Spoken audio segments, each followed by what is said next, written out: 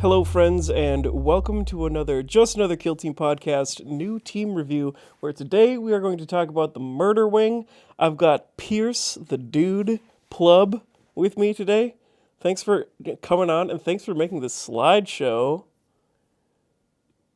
Yeah, super stoked to talk about Murderwing. We have another video where we talked about the Insidians, which I got to paint up and have been playing with, and now we're on to Murderwing that Jason painted up and got to play with. Yes, Murderwing, pretty cool. Jetpack Chaos Space Marines is something that I thought for a long time would be a cool and fun thing to have in Kill Team. And my just like right off the rip, first impression of the team is actually that they're in a pretty good place health wise for the whole game. They seem like they're cool. They've got a lot of good tools, but they're not like easy to play. But I think they're no slouches either. Yeah, I think initial thoughts with playing, I like the archetypes they have. I think as we talk about operative selection, we'll see that I think they put them in a good spot where they can't, take a bunch of plasma like Wolf Scouts. I think they have the right amount of having to choose where you place your plasma or your piercing weapons. They're a really cool team. Another thematic win, I think, for the dev teams. A really cool jump pack, scary team. Yeah, super cool. Speaking of operative selection, first, right off the bat, the archetypes are Recon and Seek and Destroy, which is perfectly serviceable. And when it comes to the operative selections, you have to take a Chaos Lord, but who wouldn't want to take a Chaos Lord? The Chaos Lord is super cool. A couple different options there. I ended up building mine with a power weapon and a bolt pistol, but after actually playing it a little bit, I think I'm on team double lightning claws because the bolt pistol is All not day. great. And I guess if there was a meta where there was like horde teams all over the place, the bolt pistol is fine. But in an elite meta, lightning claws it definitely seems like the way to go. And then you get to choose 5 operatives from the following list. One of which is the champion. Then you've got Curse Claw, the Depredator, the Huntmaster. Let's see, a regular Raptor, which is like your basic warrior, the Shrieker, the Sky Seer, and the Warp Talon. And all of these seem like they're like actually good for different reasons, like including the regular basic warrior Raptors. It's the only way on the team to ignore injury and APL modifiers is just like bringing regular Raptors. So that's a pretty good ability, as we saw with Wolf Scouts. Yeah, pretty awesome static ability. Yeah, that I think like you're saying, it kind of makes me think of like Death Watch where every operative is good and has their scenario where they're going to be good. So it's just picking the right one into different teams. And I think each operative has some play and you have a awesome different combinations that you can start out with. When we were talking about like ideal build for me, I'm team lightning claws all day on the Chaos Lord. I want a plasma pistol on my champion, and then I have the option for the Sky Seer to either have the melter or the plasma gun. I know some people are talking about maybe putting a flamer on the Sky Seer so that you can put a plasma on a raptor or the plasma on your Chaos Lord. But I think the plasma on the champion is kind of like you got to do it because you want your champion killing stuff, and plasma pistols are pretty good at that. Yeah, because you can only have there's weapons that have an asterisk on it, and that is plasma gun, plasma pistols, and melta gun. Regardless of who has them, you can only have 2 asterisk weapons upon the team.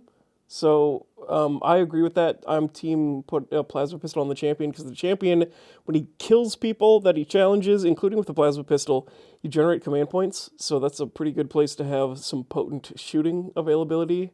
The melta gun seems really good on this team. The plasma gun seems really good on this team.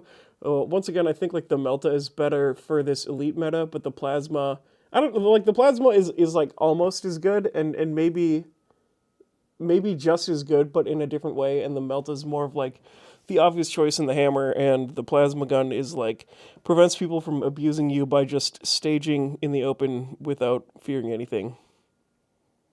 Yeah, definitely. Moving right along,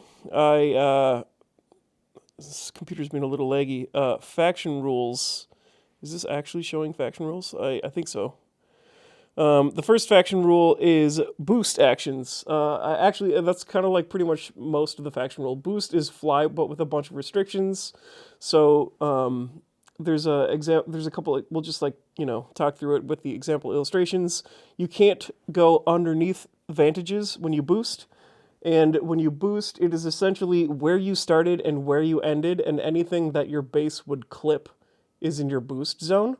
So, for example, B is underneath a vantage and therefore safe from any boost abilities, where C is not underneath a vantage and is therefore vulnerable to being the subject of the boost actions.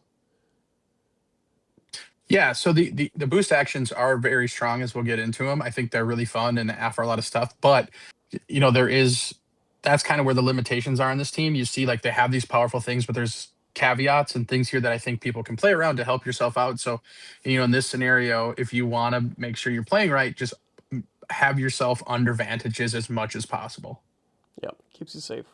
They also have Astartes. It's like it's not the same thing as the Deathwatch Astartes because you can't double shoot your plasma in any way whatsoever. It's just you double shoot, but it can be a bolt pistol if it's shooting, and then you can double fight, and that's just like fine and dandy. So nothing too crazy, nothing that we haven't really seen for that. Jump pack is essentially you can use the boost actions. Is there anything? It's when you order charge, fallback, or reposition, you can boost. And I think boost is better for moving around than like the boost actions within it. Like some of the boost actions are like it's not like something you want to do at all times because you do need to spend an APL on it and you might need to spend that APL doing something better. So it's like be aware that you have these abilities, but it's not always the right choice. Yeah, they are very good um for the scenarios that like you need them in, but it's not something you have to like focus on and have to make a part of the game. I think they benefit really well from kind of pushing those things in, but if you just want to jump around and kill stuff, I think they do that well. Optimally, I think they want to be jumping around, using these boost actions to chip people down so that when they need a kill, they can just easily go in and wrap it up. Yeah. So we're gonna get into the strategy ploys today. The first one is Cull the Weak. Is this the one where you get punishing? Do do do do do. Man, it's hard to read the Yep. screen because I put it way too far away. So when you are shooting or fighting, does it work with retaliating too, or just shooting and fighting? No, just shooting or fighting. Yep. Shooting or fighting, so not retaliating. If the enemy is missing any APL or missing any wounds, you gain punishing, which is especially good because you have a lot of access to power weapons. So if you roll a crit with your lethal 5, it upgrades one of your failed hits to becoming a normal hit as a strategy play for your whole team. Once again, if it only works for shooting and fighting, that does not include retaliating, and therefore you're way better on the offense, which is kind of like the entire theme of this team as we're about to discover. Yeah, and the other one too is being on advantage, or if as long as you are 2 inches higher than the enemy you're shooting at, uh, you can get um, you can get punishing on it, and then kind of like you said, this team has a lot of great stuff, but it is very offensive focused. They're not getting like blank damage reduction or like general damage reduction like some teams. They want to be on the offensive when these things when they're taking advantage of their strategy plays. Next up, we have Instill Fear, which actually also works while you're fighting, and it reduces normal damage hits of 3 or more by 1, which is pretty good. It doesn't help you out with crits, which kind of sucks, and it only works when you, once again, are the one on the offensive. So you jump out and you chop somebody up, you take a little bit less damage, and ideally it'll get you to a point where it's going to take the enemy 1 extra hit to kill you. Just kind of like disrupt those breakpoints just enough. This one, you kind of like have to know your breakpoints and hope that your opponents don't roll a bunch of crits. So it's not like quite as amazing, but it is still going to be really good when it matters. Yeah, I like the design of, this one, and then same with when you look at like Celestine and Sidians, there is a caveat to it. So like in this one, you have to be fighting, right? It doesn't include retaliating. It doesn't include being shot at because this is a team that takes advantage of their movement. So to give them like all of that as well would be crazy. And then like with Insidians, you have to be inspiring to get that reduction. Now theirs is four or damage of four or more, including crits. And then in this one, it's normal damage of three or more. So you can, knock those three damage hits down to two, versus like Insidiance, if it's three damage, you're just taking the three damage. Yep. Moving right along, we've got Predators Above. Now, is this the defensive one or the offensive one? I forgot. Offensive. This is the offensive one. So if you have boosted, or if you're shooting down on people, I think you get a balanced on your Correct. attack rolls. So Yep. So this one's notably, it's a not lot going to help easier you to out with access. like counteract or guard or anything, or retaliating. No, so it will work for those because it's just whenever you are up 2 inches higher. So on a counteract, if you're 2 inches higher, you get balanced, and then if you when you use a boost until the end of the activation, you get that. So the 2 inch one is whenever you're on advantage, you just get that. So that will work on counteract. That will work on like when you're shooting on a counteract, obviously not when you're fighting. But if It's you let's say you boost charge. Oh, Wait, go is ahead. this until the end of the activation or the action? Um, so the top one is just whenever you're 2 inches higher, you get balanced. Yeah, but So then that's like its own the thing. benefit from boost. Is just the end of your activation, correct? But so you still like if you're up on advantage and you get a counteract shot, you will get balanced. Yeah. But vice versa, you only get balanced with a boost action until the end of the activation. So that paired with Call the Weak and then Predators Above, if you're up on vantages shooting, getting punishing and then balanced as well is pretty great. But in there again, like it's good. It's a good strategy play, but there are caveats to getting it. So it's nice to see that it's not just like a blank. Here you get balanced for the whole activation if if you did a boost. So that's or the whole turning point if you had a boost. So it's nice to see like, all right, we're trying to rein in these things that are super powerful on some other teams that we have, and then make it a little more restrictive. Yep. The last one is Nightmare on High, and then this one is basically just you get balanced armor saves if you've boosted, and then that one does actually last the whole turn because that one wouldn't make any sense if it was still the end of the activation. So essentially, if you're like perched up on advantage, you've got a reroll on your armor save, and if you've boosted at some point, you get help on your armor save. And then, I mean, that also is kind of in the spirit of it only works while you're on the offense. Because if your opponent wins initiative and you use Nightmare on High and then they shoot you and you haven't boosted yet, you're cooked. Or if they're going after your like ready operatives, they haven't boosted yet, so you're kind of cooked. But if you like boost in there and are like shooting people and fighting people, and then you're done and you've boosted that turn, and someone tries to shoot you, that's when Nightmare on High is going to trigger, as far as like Tomb World is concerned. But otherwise, I mean, like you could potentially get the reroll for your ready operatives if you're on advantage. Yeah, it's kind of and when you look at some of them, right? Nightmare on High and then Predators Above, they're like, hey, we want you, you want to be perched up on vantages, taking advantage of this, right? Because you just need to be 2 inches higher than the kill zone floor. But then when you go look at Call the Weak, you need to be 2 inches higher than your opponent. So if your opponent's on vantage, you won't get the punishing against them. So it's kind of there's like little wording in these that change them slightly, but it kind of lends to like what we've talked about and maybe in like our game too, like you almost kind of want to just sit there and you lurk on these vantages and take it, get in these spots, do your chip damage, and then make sure that you're landing in vantages, or when you're going to be getting super aggressive that you get a boost in there beforehand. Yep. So that's pretty much it. Strategy ploys. Moving right along to the firefight ploys. The first one we have is Long Forgotten Honor. So this one, for anyone that is familiar with Void Dancer Troop, is familiar with sort of like the concept of this. It's sort of like I think that one's called Rain of Tears, where you strike with a crit and then jump away. But this one, instead of dealing damage, you strike with your crit for 0, and then immediately end the fight and fall back for up to 3 inches. Yeah, I like this one. The only like let's say you're retaliating, you can take a big hit first. and then fall back. Against some teams, let's say, like against another elite team, if they hadn't shot beforehand, you could potentially get shot right after that. So it's a good ploy. It's like in the spirit of that Void Dancer Troops thing. It's a little less feels bad because they're not hitting you with a crit and getting away. They're just hitting you. They're hitting you, and then there's no damage. So I like it. It's going to have some good play in it, but I don't think it's something you want to be using all the time.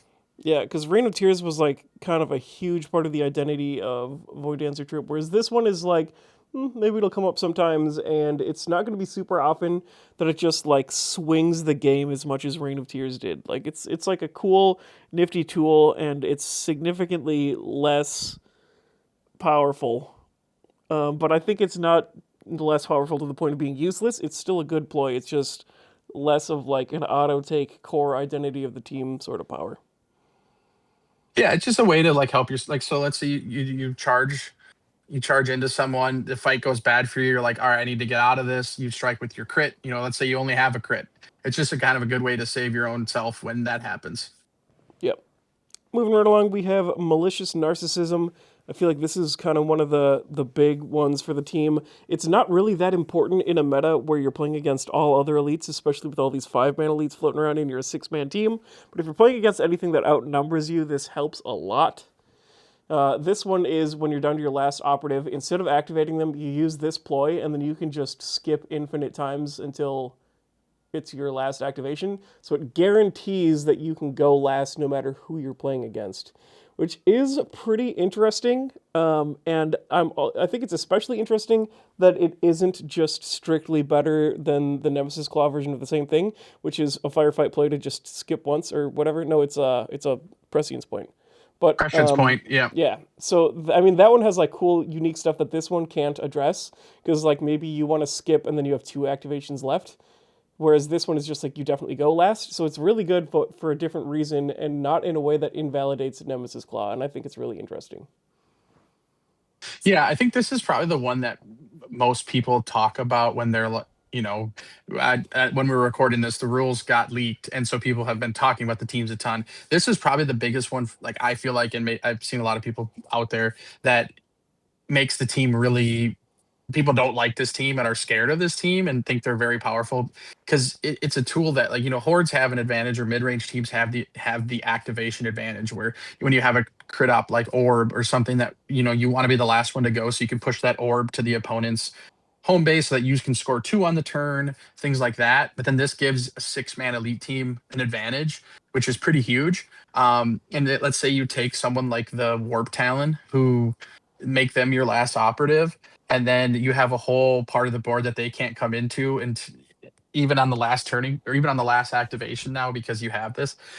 This one is going to probably make people a little upset with the team when they're playing them, but I'd like to see this one change to maybe once per battle or every time you play it, kind of like Inquisitorial Agents where it costs more CP to do it again. I think it's This like is one that I probably yeah. yeah, I mean like I don't think it's even that bad. And I mean, partially coming from a place where I'm like, if the only advantage that you are using against your opponent is activating last, that's a coward's way to play. Yeah. And it's not gonna like break the game or do anything that crazy. It might force some people to learn some new tricks and play the game a little bit differently than they did. But whatever. That's Yeah. kind of what makes new teams fun. In any case, the next one we have is Murderous Descent. So this is the one where when someone moves within 3 inches of you and you have an engage order, you can immediately interrupt them by charging them. So it's sort of like a guard charge for 1 command point as a firefight ploy. The Corsair Voids Guard did something kind of like this. The Kroot can do something kind of like this. I don't remember if it's just the Hounds or if that's a firefight ploy or exactly how that works. I just know that Kroot can do this as well. But you do need to have an engage order because it doesn't say that you can change your orders in charge. It just says you can charge. And in order to charge, you need to have an engage order just by how the core rules work. So it is good, but it's not going to come up like necessarily all the time. Because if you have an engage order, like people might work around that by trying to shoot you and do all sorts of stuff. But this one is very cool and very interesting, and then brings some more elf tech. Where before we were talking about the Void Dancer troop, and then this is kind of like classic Corsair Void Scarred tech coming over also to these Chaos Space Marines, and just really adding to the elfy vibe of these Space Marines. Yeah, I like this one. I think it's interesting for sure because if you let's say someone's going to charge fight shoot you and you want to stop them from getting that angle on someone to shoot after the fight, you can jam them up, put them in a tough spot, keep them out of areas, or prevent them from moving within two and blasting you with a melta of their own or a plasma pistol of their own. I think it's a really cool little piece of tech. Yep. Pretty interesting. No, also worth noting the little piece in here about Tomb World or like close quarters stuff. You can't do it unless like the opponent started in a different room. So like if you're in the same room and then they like move a couple inches, you can't interrupt them. They have to like pass through a door and then you can murderous descent upon them. But other than that, moving along, we have Wings of Darkness, which I think is another very interesting one that on its own is not like super powerful. But once you start like finding use cases for it, I think it's very interesting. It's basically just you boost 3 inches than you would normally be allowed to. So that is a 9 inch movement, but then you can't shoot or fight after that. Also, or carving blow, because that counts as a fight. But then, so you can't do this as part of a charge. Let's see, it's just fallback reposition. Yeah. So you could just 9 inch move past someone and then dash and then push the button, or like 9 inch move past someone and use some of the other tech to do your like boost action slicing attacks at people and stuff like that. It's pretty interesting, but it on its own looks just like pretty good, but it's not like gonna break your back like some of the other ploys we've seen. Yeah, I like it. My thought on it was you take your shrieker and you give them this on turning point two, and they just jump into a pile of dudes and shriek. And it'd be pretty cool to do that with like Vox casters together, and you stun like half the team or something like that. I would be pretty awesome. I mean, to kind of add to that, it's like do it at the absolute end of turn one or like the absolute end of turn two, where like maybe the end of turn one, because I've in some situations I think this team will be pretty You good can't at use this all on turn one. gas. But you can't use it on turn one. Okay, so do it. So No. just like chill out and hide in turn one, and then turn two at the Yeah. very end, use malicious narcissism when you're playing against a horde. And then you go absolutely last, and then you just like yeet that dude across the universe and stun people. That'd be pretty interesting. Yeah. Yeah, you just go in, you pick someone out, you shriek them, and then everyone around them, you just use the modified Vox because you have the modified Vox casters on them. So, um, yeah, I like this one.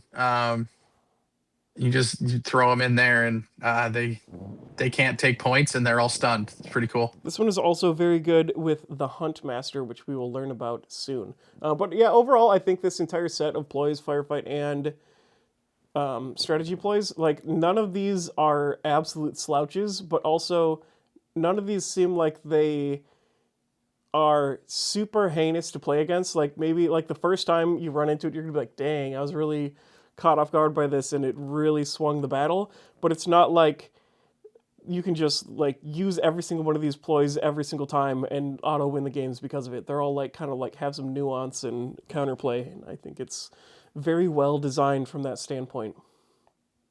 Yeah, for sure.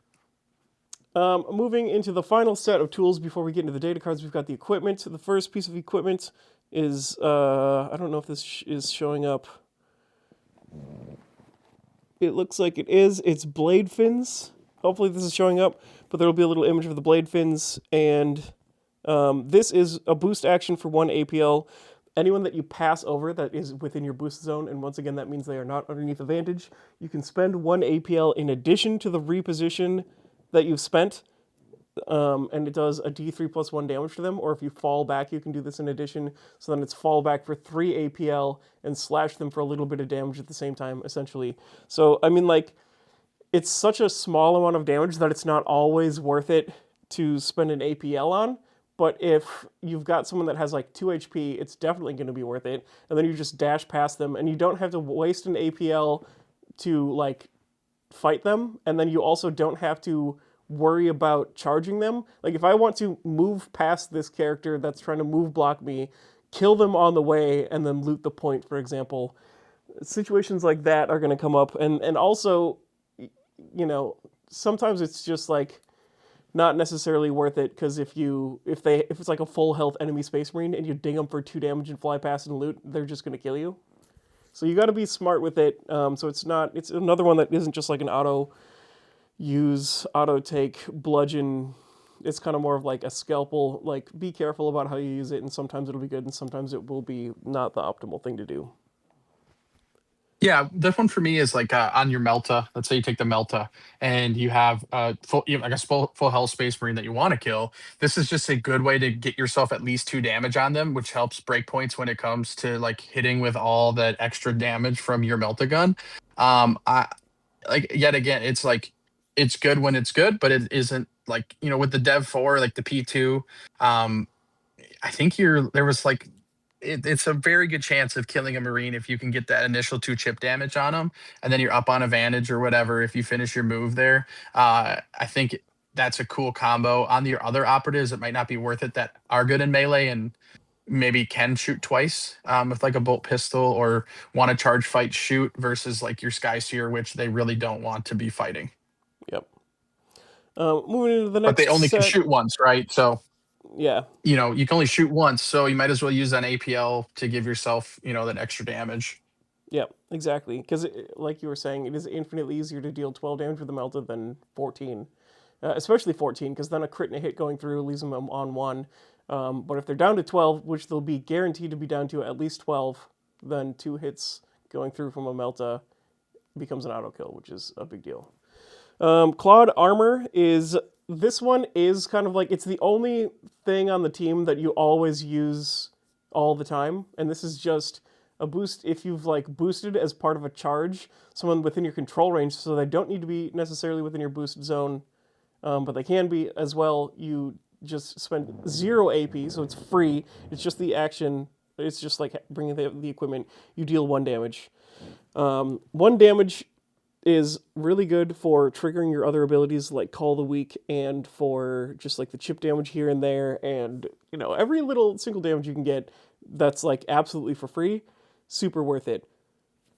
Clawed Armor is probably my favorite equipment. That's not true, because they have some other cool stuff, but Clawed Armor is really good and I like it. Yeah, the Clawed Armor is like you look at like Wolf Scouts, they have the -1, in melee for each fight or retaliation. This right here gets past that and helps you keep good breakpoints into like someone like Wolf Scouts, and teams that have DR. This is really nice to have at the beginning. Yeah. You're starting to sound like a robot a little bit. And like it happened in our game, I had 1 health. What's that? Are you still there? I'm here. Okay, yeah. You sound clear again, but you were breaking up more Hello. and more. You hear me? Yes. But you were saying sorry. in our So game. kind of what I was saying, like Clawed Armor. Yeah, in our game, I had 2 guys stacked up, one with 1 health. You charged in, you clawed, you clawed armor the one to kill him. So then now you had 2 fight actions to use to kill the other operative. So it has some really good spots, and it's something like you just be using it all the time with no worry. Yep, definitely a good one. Next in line, I think this is actually my favorite equipment, and probably going to be a lot of people's favorite equipment. Voxcasters is essentially a stun. It's like you detonate a stun grenade in your hand, and everyone within 3 inches is like hit by it, except for friendly people. Or it doesn't work on the person using it. It doesn't harm the person using it. I guess I didn't think about it in the context of, can you stun other friendly Murderwing with this? It just says each enemy operative. So Yeah, so it only works for it's enemies. just everyone, and you have to be on engage. But kind of what we were talking about. Now, let's say you take, you use this, you boost it in, you can't shoot after using the 3-inch, after using your firefight ploy. So you Wings of Darkness in, 9 inches. You land, you're unengaged. Now you have, if you have your defensive rerolls up, now you have that bonus. You Vox Cry in a big group of people, everyone within 3. And then if you're using the Shrieker, then He's got like you can another then Vox shriek, Cry. pick someone else out. Right. And let's say, one of the people you really wanted stunned, it didn't work on them, then you shriek them, and then boom, you inflict 3 damage on them, D3, and then you subtract 1 from their APL. So it's a pretty nasty combo if you're willing to just kind of yeet someone down the board with a bolt pistol and chainsword. Yep, super good, super interesting. The last one we have is Warp Fuel. I feel like this is going to be the one of the ones that comes up the least, but is another one that's going to be actually very big impact when it does come up. When your opponent would fall back, if they are still within 3 by the time they fall back, you just pounce on them again. So it's like a good way to really like dominate space. So if you just like, let's say I don't want to let you take this objective. I run over there and I tag somebody, and then you're like, you know what? I'm going to fall back and stay close enough to the objective that I can still control it, and then I'm going to shoot you. So then you fall back, and then I immediately pounce on you with warp fuel, and you can't shoot me. Yeah, I like this one. I think it's good. There's like the little caveat in there too. Like, note if the enemy operative doesn't perform the fallback action during its own activation, this has no effect. So I don't really know where that would, like, I don't know how you can fall back out of activation. It's specifically for stealth suits because the stealth suits have the vectored retro thrusters. So if you let's say I Ah, charge you, you vectored retro thruster, you've fallen back, but it wasn't your activation, so I can't warp fuel to chase you more. okay, that's where that plays in. Okay, that makes sense. And there might be like there's a couple other instances of that. I think rattlings can fall back during your own activation, and there might be someone else, but yeah, there's a couple spots where that comes up. Okay. Good sometimes, but there's plenty of games that probably just like won't come up at all. Yeah. So there's definitely some things you can trade out here for universal equipment, but there's also you could take all of this and have a good time. For the time being, Voxcasters are not good against Wolf Scouts, but who knows? Maybe within 10 days of this video coming out, things will change. Yeah, we'll see. In the meantime, we've got data cards. The first one, I'm just going to try to refresh this. Murderwing, Chaos Lord. These are the big dog that you have to take. There's a couple different loadouts. You can give him a plasma pistol or not, but keep in mind you only have two like piercing weapons across the entire team. So if you don't want to give him a plasma pistol and you do want him to shoot, it would be a bolt pistol, and then essentially you can have a power fist or a power weapon. All of these options seem good for different reasons.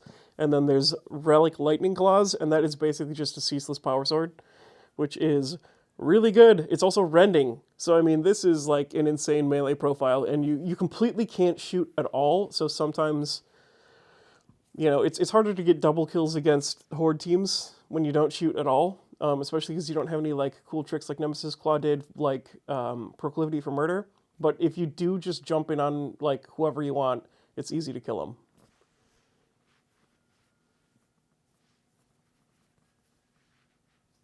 Yeah, this one, I'm fan of Relic Lightning Claws. This is, you just send your Chaos Lord in, you build up some damnation points that will show in a second, and you just send them in with ceaseless lethal 5-up endings. Pretty awesome.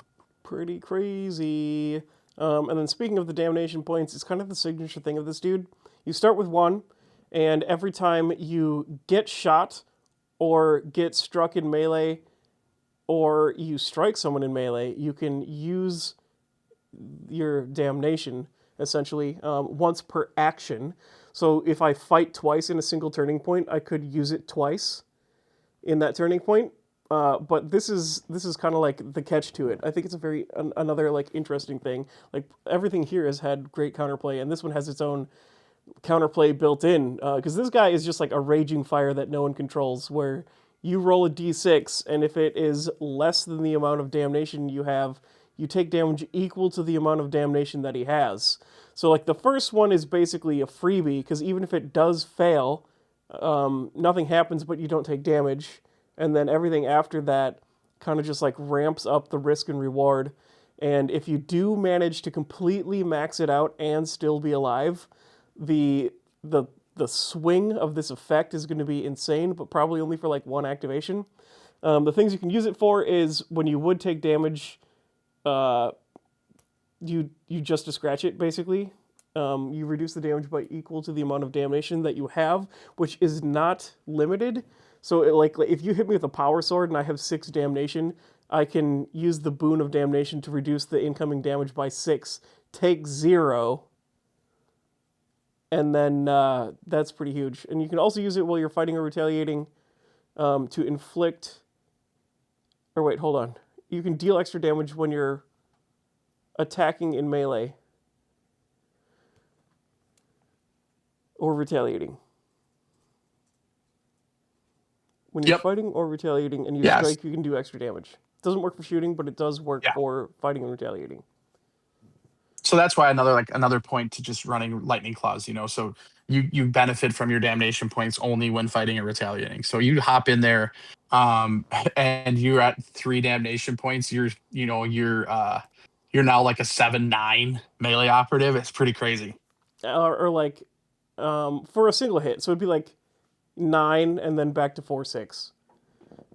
Or like if you're completely maxed out, which isn't going to happen that often, you just jump in and you crit someone for 12. That's insane. But I can imagine like if you play in one of these major like 3-day 9 or 10 round events, like that'll come up once max. Yeah. Not going to be common at all. So next in line is a dude that doesn't want to load again. This is the Murderwing champion. He's just like another jetpack dude. You have a bolt pistol or a plasma pistol in one hand, and then a power fist or a power weapon in the other hand. I think a lot of this is fine, but I think Pierce and I both agree that the plasma pistol and the power fist is a really good way to build this guy.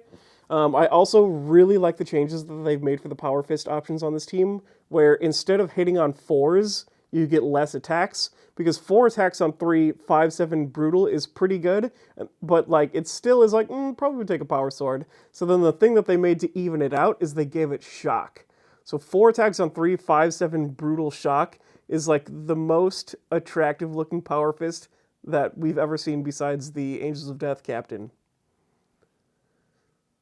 Yeah, I love it. I think people are going to build like multiple versions of this, whatever. I think plasma pistol, power fist, I'd be done with it.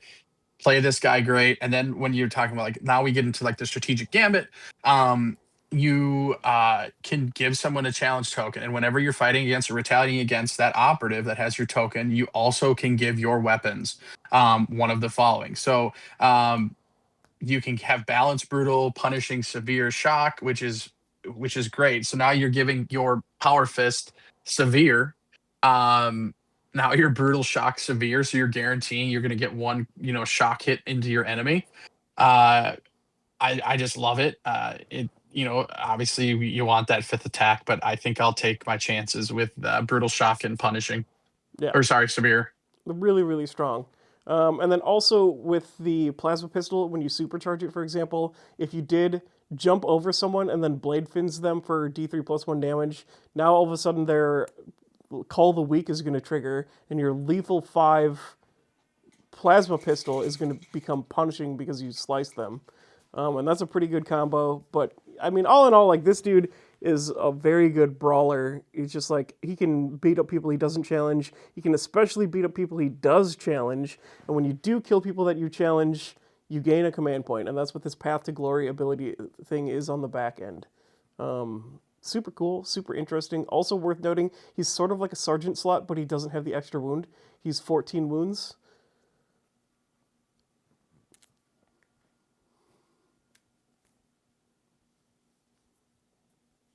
Pretty interesting. We'll jump right along into the Curse Claw.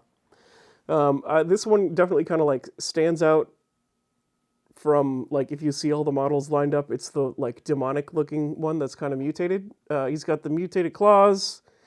He's got a bolt pistol. Mutated claws is basically just a rending chainsword. The frenzied attack is you swing one more time when you get killed, which very good. We've seen that multiple times. That is one of the things that comes up on a lot on the Celestian Insidiance with one of their firefight ploys, and it's super strong on this guy as well. And then his ability Snatch is when you boost through someone while. Does this only work while falling back, or can you snatch someone as you pass over them? It's a fallback or reposition. Yeah, so you could fly over someone and snatch them, and then you do a little roll off, and if you succeed, you bring them with and hold them hostage. And melee teams love to hold hostages.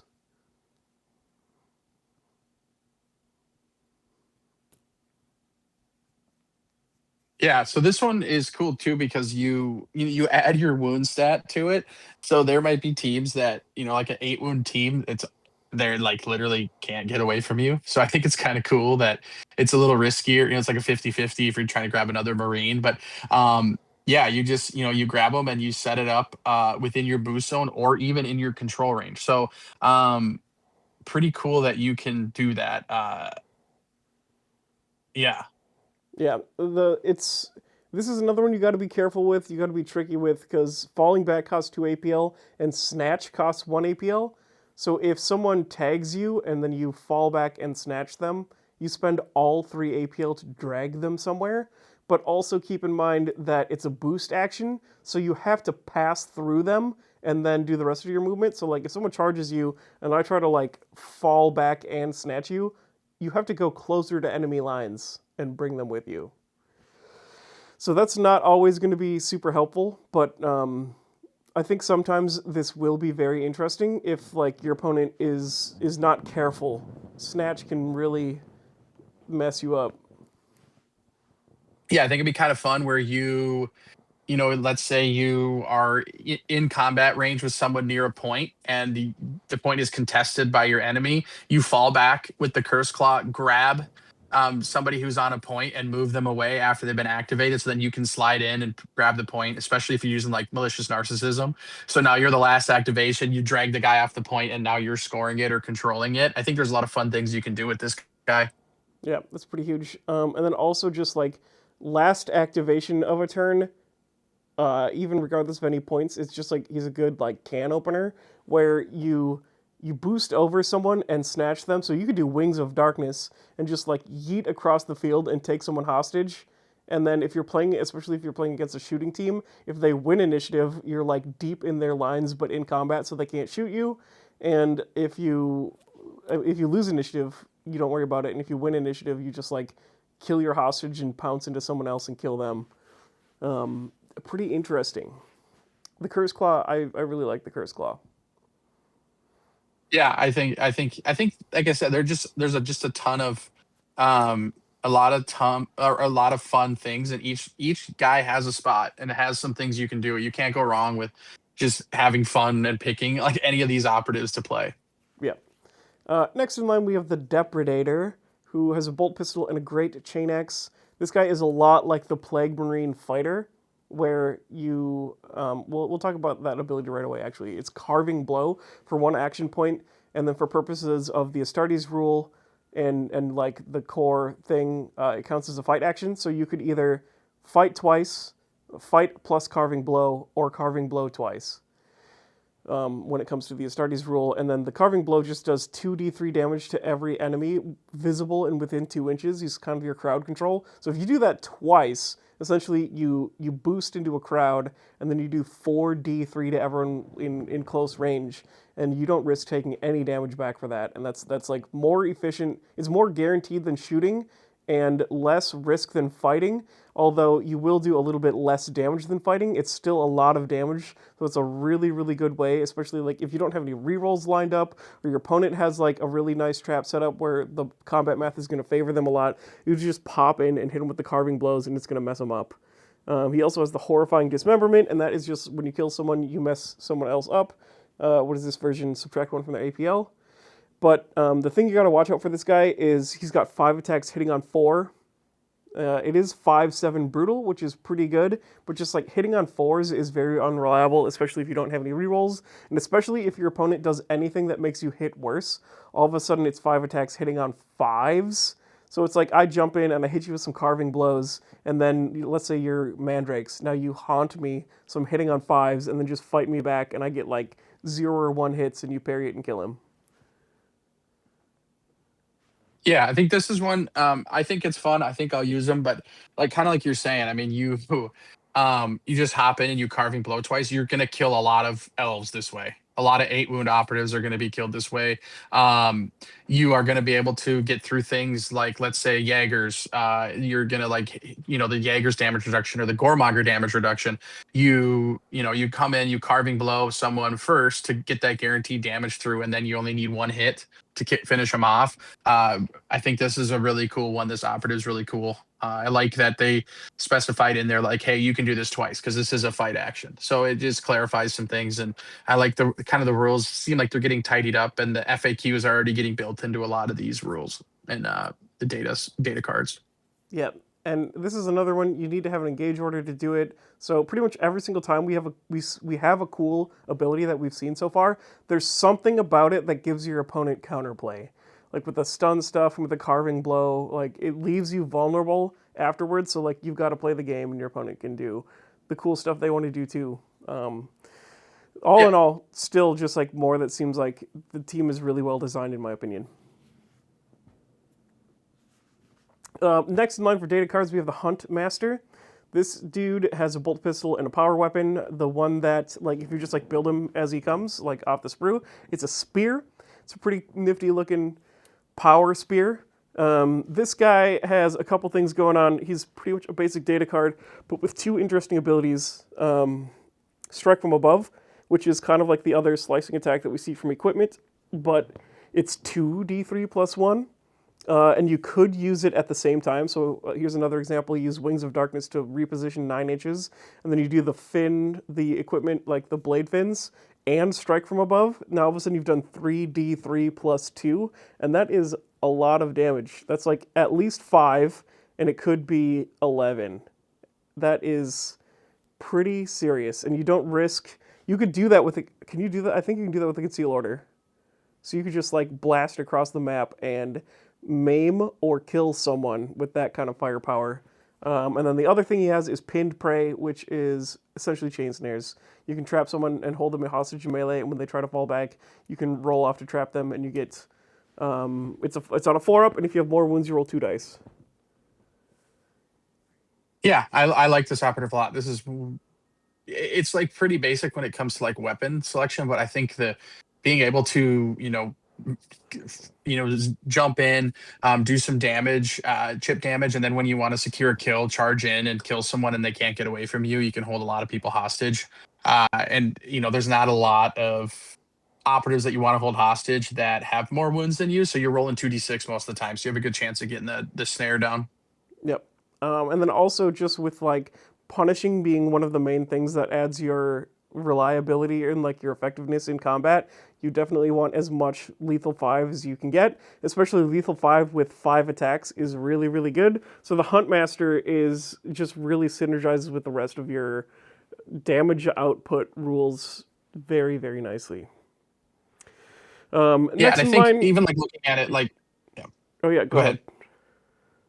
ahead. Just kind of looking at like a lot of the things, right? Like they have all these ways to do all this little chip damage and everything to give you a lot of the boost. So like it's similar to Nemclaw when you want to use the Black Hunt, you if you are or not the Black Hunt, but you get rerolls against wounded operatives. Just having the Black Hunt gives you that chip damage to start a fight, and then boom, now you have balanced on a fight. It's super easy to get the balance rerolls, or excuse me, to get punishing on this team when you're like hitting guys, wounding guys, um, with all these different abilities you have. Yeah, just little chip damage all over the place, stunning people all over the place. Good stuff. Next in line, we've got the Raptor, which is your basic warrior. You can have a bolt pistol and a chainsword. You could nominate for one of your 2 piercing weapons to be a plasma pistol that goes on a Raptor, and maybe there's going to be some kind of strategy that makes that valid. It's if you get one box, I would not build a Raptor with a plasma pistol because there's so many other good options. But if you're super hardcore and you want to play him in tournaments, maybe you do that. Otherwise, a bolt pistol and chainsword would be the way to take it. And he's pretty basic. He's just like an assault intercessor basically, and you remove changes to your APL and ignore the penalty of being injured whenever you boost, which is the only access that you have to get over these tools. So like if you're playing against someone that's trying to take you to Stun City, you could honestly just bring like 5 Raptors and then like go Wolf Scout mode where you don't care about being injured and you don't care about being stunned.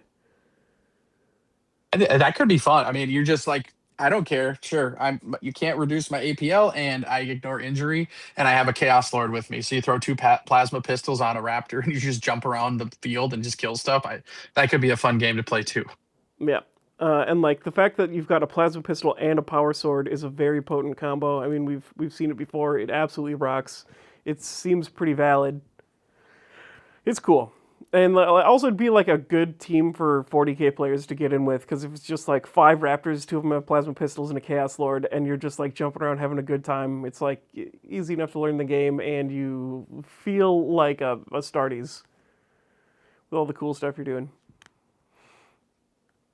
Okay, let's see. Next up, we have this one that is once again not loading for me. The Shrieker.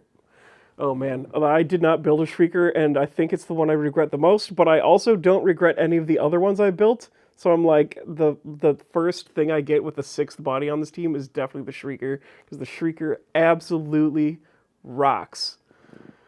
He's got the same sort of like Reaver ability where enemies need to spend an extra APL to pick things up while they're within 3 of him and do mission actions, which is really, really good because you could just like park somewhere and then make it really hard for people to score.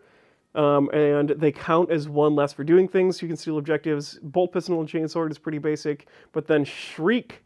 You do it with an engage order, and then you select someone that is visible and within 6, and it's like a stun grenade, but you don't roll to see if it works, it just works. And you do roll to deal damage in addition.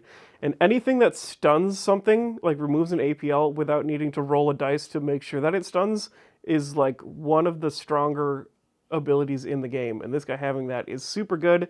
It's definitely toned down a lot by the fact that you need to have an engage order to do it. So it's a really strong ability, but it gives your opponent counterplay still. And once again, feels like really good design. I think it's going to make for a lot of really good games. Yeah, it's just another way to get chip damage out again and then get stuns out. Like, you just spread it damage around with different various operatives, and then you can just like bring your Chaos Lord in to clean up, all this stuff. Or your Chaos Lord is the one to go in and just wrecks things, and then you come in and finish them off with all these different abilities. Like you slice from above, you do all these different things to get this couple damage, and you're guaranteeing kills. So I think there's like a lot of cool different ways that I can see this team playing out. You have your Chaos Lord be the aggressor, or you have like your Shrieker go in, stun everything, and then your Chaos Lord cleans up. But you just have little ways to just do mortal wounds on things that can't be avoided. And I think that's probably going to be like people's biggest complaint, is that you're just able to chip stuff everywhere all the time. And then they just get finished off and have no way to survive. Yeah, the tricky thing from the Murderwing player's perspective is if you're jumping around chipping stuff all the time and your opponents are able to kill you back for it, that is insanely terrible value. So you got to be careful and you got to be smart about it. Yeah, I think we'll get into it more, like talking about the team in general. I think this is a very good team. They're very strong, but I also think if played incorrectly, people are really going to struggle. So I think we'll see, like, probably in the stats, and this, I don't know why I'm getting into this now. We'll probably see in the stats where like they're going to be probably like higher, like probably mid 50s, high 50s, but there's going to be a lot of people dragging them down. So they might be better than the stats say, just because people are going to play them like a beat stick AOD team when they're really not that. Yeah, I mean, I'm expecting like 40 to 45, like 46% win rate, but then also have a fair few players that go undefeated. And kind of what that means is like they're going to be pretty even, like maybe a little bit on the losing side, because it is, if you do just jump around and try to fight people, there's a lot of teams that do that better than you. But like if you use all the tools correctly and cleverly, and you get some decent favorable matchups, you're just gonna be an absolute monster. And they definitely seem like they have the capability to do some like win local events, go undefeated at local events, maybe do pretty well at some of the bigger events. But I'm not 100% sure about that, because stuff like Tomb World really is a lot harder for this team. I mean, it also is harder to avoid their tricks, but a lot of their power comes from just like pouncing on people from vantage, and you just don't have that in Tomb World, and maybe that'll knock them down a notch at like, you know, the 24 person plus events. Yeah, I think they're going to do really well. I think. Oh yeah, we have a couple more to talk about, so I Yeah, keep so we'll, getting we'll ahead of keep chugging ourselves. along. Part of the reason that there are 10, I listed 10 options from the things you can take, is because the Sky Seer has 3 different weapon options: Plasma Gun, Melta Gun, and Flamer. And other than that, he's just a regular goober Space Marine with fists and a bolt pistol, and then one of the 3 weapon options that you've chosen. None of these got tweaked in any way like the Power Fist did. It's just the Flamer's what you would expect: 4 attacks and 2-3-3, range 8, saturate, torrent 2-inch. Melt Gun's piercing 2. Plasma Gun is piercing with lethal 5 when you supercharge it. And yeah, I mean, it's take a gunner because it's a good thing to do. Yeah, this is like your only access to full range shooting when you have the plasma gun. So it's a tough choice, but I still think you take the Melta just with everything like we were talking about. You use your equipment to do a D3+1, and now like you got someone down to 12 wounds in one shot because you can only shoot once anyways. So you do that, and boom, now you're just you're one shotting a bunch of stuff, and you're guaranteeing kills against Marines, against anything. It's overkill against some elf teams and things like that. So maybe a flamer is better into some horde teams, getting the saturate and hitting on twos because you don't have to worry about rerolls as much hitting on twos. But I think this is where you're going to want to throw it on the Melta probably when you're building the team. Yeah, it's definitely the best in the elite meta. I mean, the argument for the Plasma Gun is like punishing with the lethal 5 is really good. The full range shooting is really good. Full range shooting with malicious narcissism is a really good way to just like prevent people from staging on you super aggressively. I mean, like the Plasma Gun does seem super duper valid, and that is what I built. But the Melta Gun is definitely like the better thing for the current meta, and also just like the less brainiac way to go because it does just hit harder. Then we've got the Warp Talon, which I think is the last data card. This is another one of the like basic 40k troops. So I'm a little surprised that there wasn't a way to just spam Warp Talons because 40k players are going to definitely be doing that. You have double Lightning Claws. It is Ceaseless, Lethal 5, and Rending. Is this... Oh, the only difference between the Chaos Lord's Lightning Claws and these are 4/5, and the Chaos Lord has 4/6 Ceaseless, Lethal, Rending. Yeah. And then he's got a Slice the Veil thing, which is you put a little marker on the board somewhere, and then you can teleport into that marker at some point. Yeah, so you place it wholly within your territory, then expend this operative. That's during the first firefight phase. So you don't deploy this operative. And then the second firefight phase, when you would go to operate this act or activate this operative, you set it up within an order of your choice, and the location can be placed either wholly within your drop zone or wholly within your territory, contesting your warp marker. So yeah, you throw your warp marker down on your side to like throw it in the middle point. Turning point 2, you do your activation as normal. It cannot perform more than 2 actions, and then it cannot move more than 4 inches. So until the ready step of the next strategy phase, the operative is obscured to anyone more than 3 inches away. So you can pop them down turning point 2, and do some, kind of protect zone off a whole area. Like you can zone off the whole middle objective because this guy could just jump in and kill anyone that comes in. And then the one thing is when you are up in the warp, so called, with the warp talent, you cannot use malicious narcissism. Yeah. Still seems like a really good operative. I also did not build a Warp Talon, partially because I've got a couple really old ones sitting around, and I was like, maybe I would just paint one of these in the same scheme, and partially because a lot of the other stuff is really good. But the Warp Talon does seem very interesting as well, and I think for someone that takes the team super seriously and like plays them at tournaments, is definitely one that you want to make sure that you have on the roster.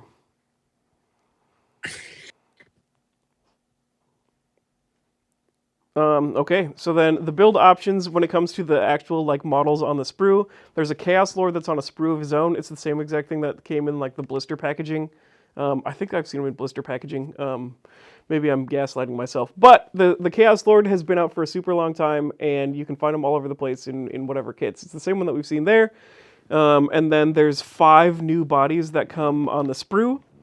And the ones that so any single one of them can become a raptor or a warp talon, which I think largely is to cater to 40k, especially the fact that you could build 5 warp talons. That doesn't make any sense for Killteam.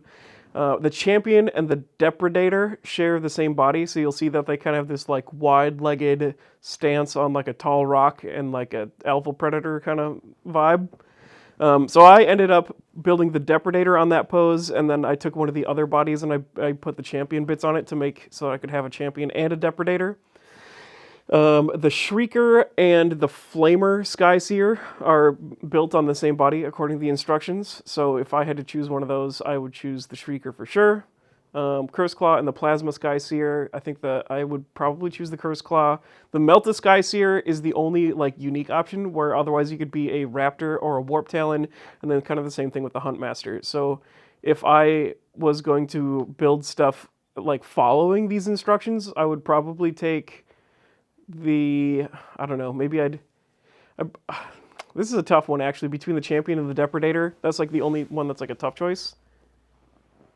Yeah. Either one is fine, and then Yeah. otherwise from this list, take the stuff on the left. Take the Shrieker, the Curse Claw, the Melta Skyseer, and the Huntmaster. And then if you do want to go with that and you want to drop something, probably either maybe the Curse Claw. Drop the Curse Claw to take the depredator. Yeah, it's tough. So it's a 2-box team, unfortunately. So, but if you get 2 boxes, you're going to get another Chaos Lord. So you might be better off picking up a box like Raptors or something, because there are enough arms, obviously, to make everything you want. So get up another box of Raptors, throw on all the extra stuff. The Flamer Skyseer is probably like the one out of everything. If you don't build it, you're gonna be fine. But I mean, I think you want to have the champion is probably my favorite operative on the team, because he just goes, kills stuff, and gets you CP, which you're going to kind of need, because a lot of your firefight ploys, you're going to want a lot of your firefight ploys up and have access to those. When you need them, and then you're going to be playing a lot of strat ploys too. So I think that that's kind of the tough one. So you could build like the because I can't remember how you did it. You did build the champion. I think you built the depredator on the Shrieker body. Yeah, I think Or so. the champion on the Shrieker Yeah, I put body. the champion on the you Shrieker built body. And then because that was easier, because the depredator's got a 2-hand pose, so you want to put him on his own body, and then the champion is just was a plasma pistol and a power fist. That was easy to put on a different body that yeah, it's wasn't easy to put on necessarily anything. built for it. Easy Yeah. peasy. So yeah, and I put the Chaos Lord head on my Depredator too. I was like, this guy is any like Chaos Marine with a giant axe is kind of tends to be one of my favorites. So I was like, this guy's getting all the cool bits. Speaking of which, this is what I did with my set, kind of going for like a animated gargoyle vibe, where they're just like they're stone, they're completely made out of stone, but then animated by this like Slanesh sort of magic. Hence the pink animation there. So on the left is my Depredator. He's, I put the Chaos Lord head on him. There's one of the running poses I built into the champion. The Curse Claw is cool. The Chaos Lord, Overall, the team is cool. I think they're going to be pretty good, but not like crazy overpowered like we've seen before. I think like your average games at like your local game night, it'll be popular enough that you'll see them, but I don't think they're going to be like horrendously overpowered. They're going to have some powerful moments that are going to have you like, feeling surprised, but when you hit them back, they just die. yeah, I think for me, I was feeling kind of like similar to like a Tomb World box, where everyone's like, "Oh, Death Watch is broken; they're going to be so good," and it ended up being like Canoptic Circle was kind of the boogeyman. For me, I feel like these are going to be the boogeyman to start, and then I think Insidians they're between the two. I love the Celestian. I love the Celestian Insidians. I think they're going to end up being the better team, maybe in like at the end of the day, than these guys. I think they're very good. I think they have a lot of tricks, but they can fall flat really easy. I think they're going to be similar to Death Watch, in where if your dice aren't even average, If you're not having like some spikes and stuff like that, they're really going to struggle. And a lot of their things put them in like if they get in a spot where they don't finish a kill or something off, they're going to struggle and might not have the durability to survive like a lot of the elite teams that are coming out do. Having six bodies is huge though compared to like a Death Watch and Wolf Scout. So we'll see. I think they're a solid A team. I think they have a couple things that if those get changed, I think they sit in a way better spot. Like malicious narcissism is kind of the one that sticks out to me that might need a little tweak, but they're fun, they're cool. There's a lot of different ways to build them. I'm building an Imperium version. I have I took the jump pack captain. That is my champion. I took Aethon Shan, which is like the Raven Guard new chapter last master. I put him on a 40 mil, and that's my Chaos Lord. I bought a bunch of Wolfen and took some Wolfen bits and put those on jump pack intercessors. So I'm building Murder Wolf. I'm really excited to play him. Jason knows chaos aren't my favorite thing, but this team, the rules for this team are awesome. So I had to put my own little Imperial twist on it. Yeah, yeah, that should be cool. I definitely agree with you there. I think people are gonna hoot and holler about this team being strong until they actually play them, and it's gonna be like, oh, it's not that bad. And the Celestian Insidians are way better at just going unga bunga. Pretty much every single time we've seen the kind of damage reduction they've had, it's been a problem. And it all started with like the second edition launch of Imperial Navy Breachers were just like obliterating everyone because they had like just the perfect sweet spot on like the way their damage output can get you like reliable extra damage that you can avoid the dice rolling, like the swing one more time on death. And just like the way their breakpoints work, and the fact that there's like the randomized Justice Scratch thing, I have a feeling that team's going to come out being the stronger team of the box as well, but not quite as bad as the other strong teams that we've seen, where like, you know, like Canoptic Circle and Wolf Scouts really bully people. I think the Celestian Insidians are going to bully people, maybe not quite that hard, so you'll still get some fair, fun, fine games out of it. And Nemesis Claw, I mean, not Nemesis Claw, Murderwing especially looks like really, really good. And there's a lot of things about the design that I'm really excited about. Yeah, and I think you know they're one team where when they hit you, you're like, oh my god, this. But then when you kind of just give it a second and then compose yourself and hit back, I think it ends up being a really fun game. But yeah, I like what they do with caveats and things like that. I think rein in this horrible stuff we've been seeing. Damage reduction stinks. I think every team getting it recently really that is kind of a bummer on the game. So it seems like it's something that you almost have to stick with it. Okay. To be, and that just is it's just like we give it to these teams that we got to keep giving it to them. I don't know. We have hit the point where you are fully just 8-bit sound effects and not even English words anymore. Oh, whatever. All right, well then we're good. Oh, there's little bits that I could hear a couple of those words. But yeah, you know, we yapped about this team a bunch. Let us know what you think about it in the comments, and definitely be sure to like and subscribe, and also watch the Celestian Insidiants. And then I think we're gonna have a episode pop out on this on like the main podcast pretty soon. Maybe actually at the time of recording this, we haven't done that yet, but maybe we will.